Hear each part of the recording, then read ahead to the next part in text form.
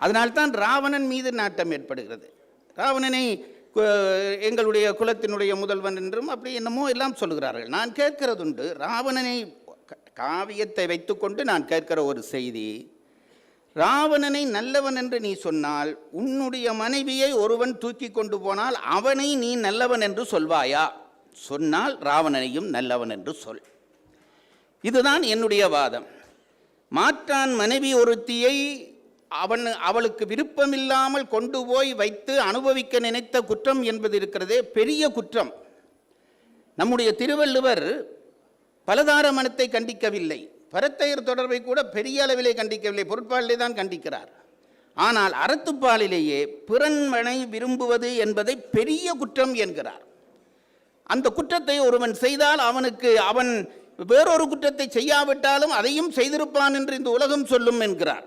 எய்துவர் எய்தா பழி என்கிறார்.